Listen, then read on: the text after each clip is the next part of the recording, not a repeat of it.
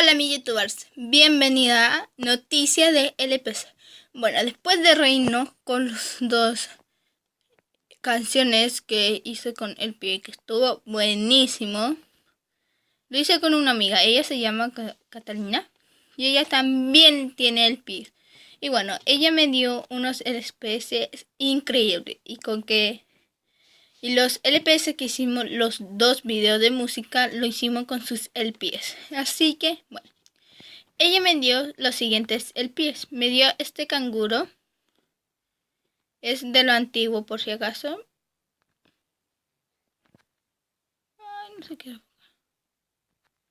Bueno, es de lo antiguo. Y es muy bonito. No tenía LPs con brillos. Y eso es lo que me gustó más. También me dio esta gatita que lo tenía repetida, algo así podríamos decirlo. Y bueno, y si sale algún video así raya, era para que ella no se confundiera. Vale, me dio esta rana que es como un rey. Vale. Y me dio este perrito,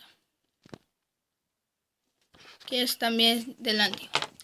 Hoy les voy a enseñar cómo arreglar tus juguetes si es que te lo han quebrado o te lo han pisado por error, etc. Bueno, este accesorio no es mío, es de mi amiga Catalina, así que bueno. Y es esta lente que se lo pisaron y se le quebró ahí, todo un poquito, ahí yo creo, vale.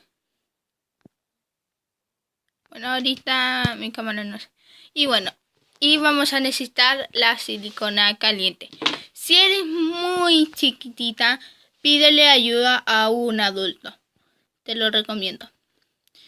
Y pues bueno, lo primero, soy youtubers.